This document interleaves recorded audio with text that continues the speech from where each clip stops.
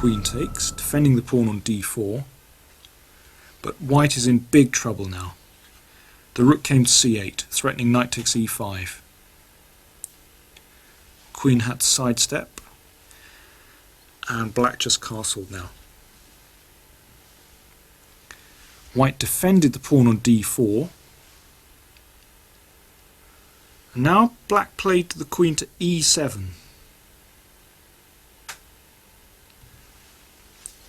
Attacking the pawn on b4, white played king h1, and now he played queen to h4. I think he could have played queen h4 instead of queen e7 actually, but he did it in the end. He had another shot, and he played the correct move. And now white can't really defend the pawn on d4 satisfactorily. For instance, if queen to d3, then you just play knight takes b4.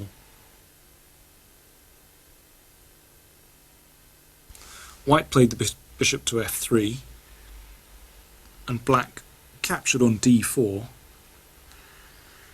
and that effectively was the end of the game. Once that pawn goes, that key pawn in white's position, then, well, black just has a winning position here. And indeed, he polished off the game very, very cleanly a few moves later. I don't think black has anything to fear from the advanced variation in the French, but there are a couple of tricky lines which you really ought to be aware of. On the sixth move, white has two interesting alternatives. One is to play the pawn to a3, with the idea of playing the pawn to b4, which cramps black's minor pieces on the queen side. It prevents, for instance, this manoeuvre knight to a5, which has featured in a couple of our games. The other move is bishop to d3. Now this is a much more active, aggressive square than, say, when you play the bishop to e2. This involves the gambit of a pawn and was first invented by Sir Stuart Milner-Barry, who was an England international in the 1930s and is still active in chess today. To exploit this aggressive bishop move, you must attack the pawn on d4. You must go for it. So take the pawn off on d4, white recaptures, and now play queen b6, attacking the pawn on d4. Now if white wants to save that pawn, he loses face. He can retreat the bishop back to e2, but then again he's lost time. Or putting the bishop back to c2, but that's a very poor move. Black will play knight to b4, attacking the bishop on c2. Now if that bishop goes, if it's exchanged off for the knight, then black is doing well. So for instance, if bishop b3, try and save it, well then black plays bishop to b5, preventing white castling, threatening knight d3 check, and with a very, very strong position indeed. So in this position, white must gambit the pawn. That's his idea. So he castles, and black captures the pawn on d4. White takes the knight, and the queen comes to d4. And now white gambits a second pawn, very aggressive indeed. Place a knight out to c3. Now in this position, do not take the pawn on e5. If you do, queen takes e5, then a rook e1, and this is really dangerous. For instance, if queen b8, then knight takes d5, and white has got the pawn back, and black is lagging behind development. The position is broken open. Black is in big trouble here. The secret is, do not be too greedy. Now the knight comes to c3, and in many variations, knight to b5 is threatened. So black carefully should play the pawn out to a6. Now the queen comes to e2, protecting the pawn on e5.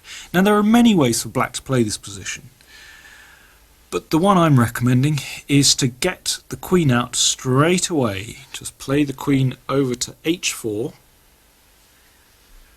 so you don't have any problems with it getting trapped. Now white starts his attack by moving the pawn up to f4. White's pieces are aggressively placed. That bishop on d3 is on an excellent square, but black still has his solid central pawn chain, f7, e6 and d5, and he's a pawn up as well. Now knight h6. Now that's a sensible move because it means that if black's queen is ever attacked, it can perhaps go to g4. But now the knight is protecting it on h6, and also from h6 the knight eventually might actually go to f5.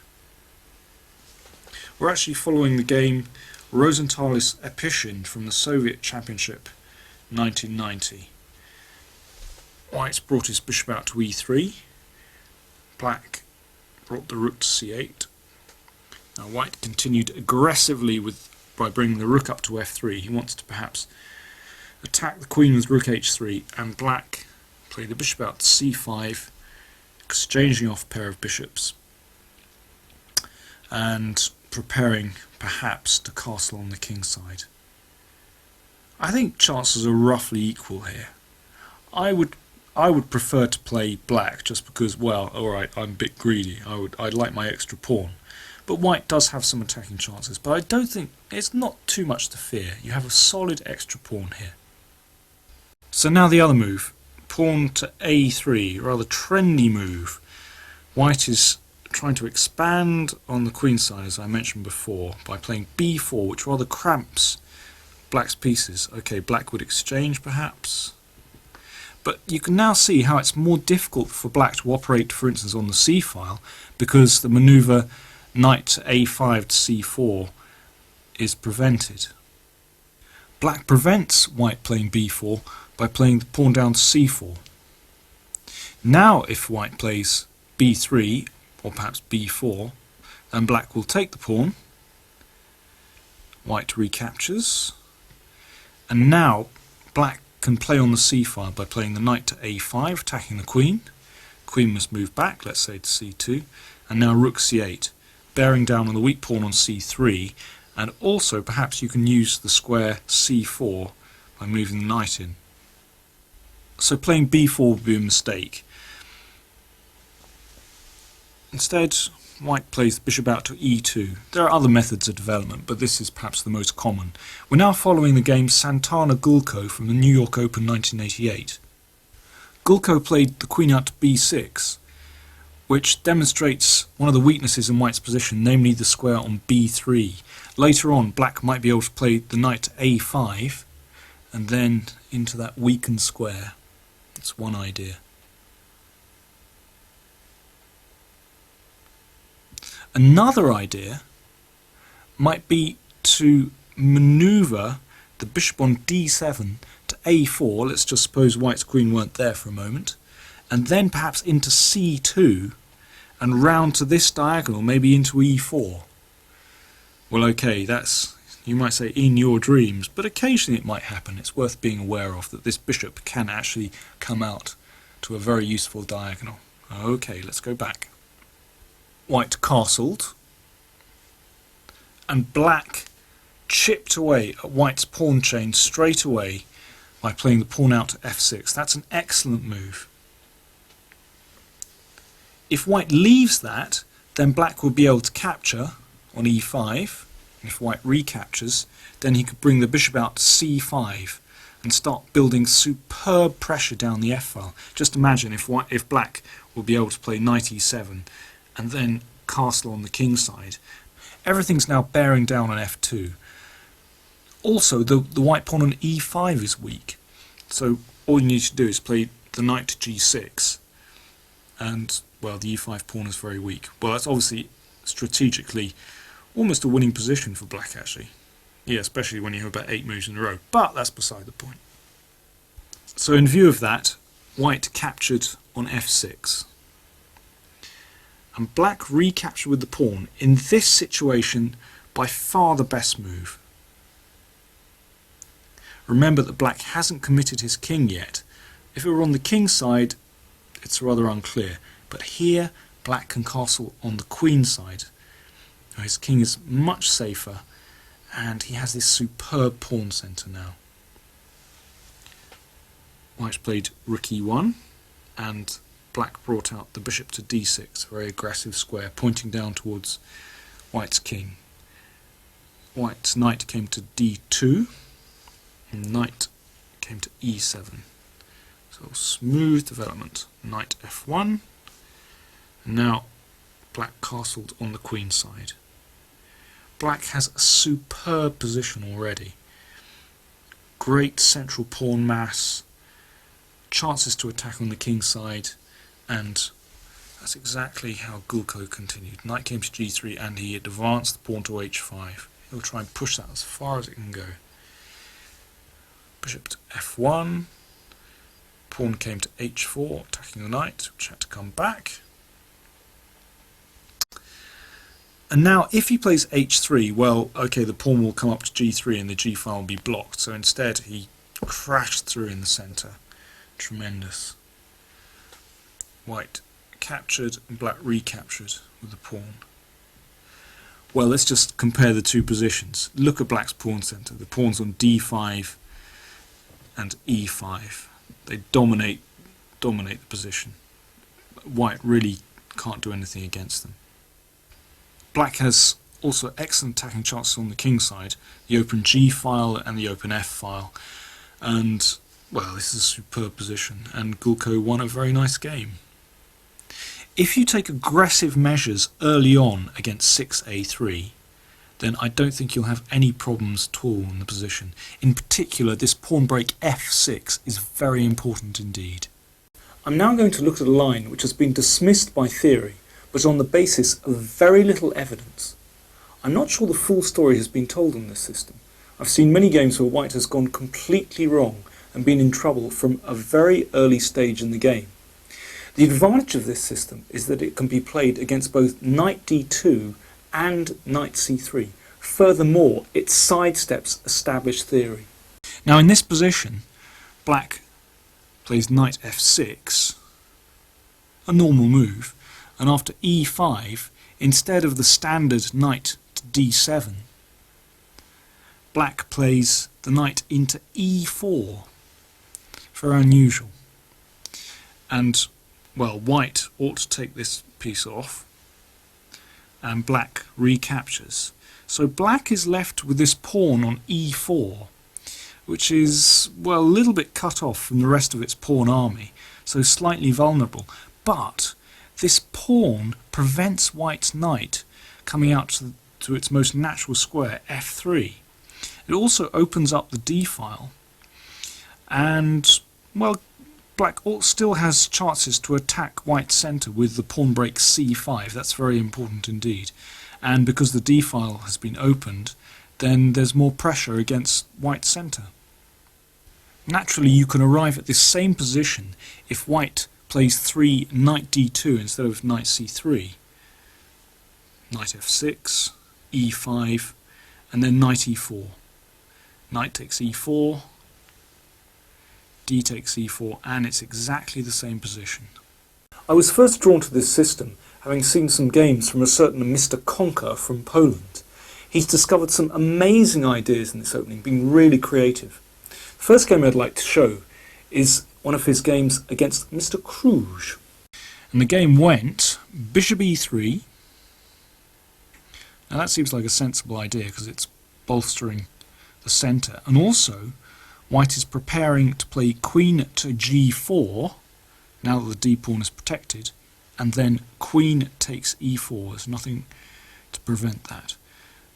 So already white has a serious threat in this position of queen g4. In this case, black must react immediately. He must get some counterplay, and for that reason, Mr. Conker's favourite move, c5, hitting out at white's centre. Now if queen g4, then you just take on d4. Here, white must give up the centre, because if he tries to support the pawn on d4 with c3, then black plays c takes d4, and now if c takes d4, then bishop b4 check is very unpleasant indeed. For if bishop d2, then queen takes d4, and black is winning. If instead bishop takes d4, then knight c6 maintains the pressure on white's centre, and white has to give up one of the bishops here. In fact, probably the best move is bishop b5, bishop d7, and then bishop takes c6. But after bishop takes c6, I would prefer black's position, because you have the two bishops, the pawn on e4 isn't in any danger, and this white squared bishop here is potentially a game-winning piece because it has no opponent. So if we return to the position after c5, white really must give up the centre and play d takes c5. And now here black should play knight to d7, attacking the pawn on e5 and the pawn on c5. Now, if white continues in pawn grabbing mode and plays queen to g4, trying to get the pawn on e4, this is where some very interesting complications now occur. Mr. Conker played knight takes c5, and white took the bait and played bishop takes c5. Black must recapture. And now he went for the pawn on g7, queen takes g7.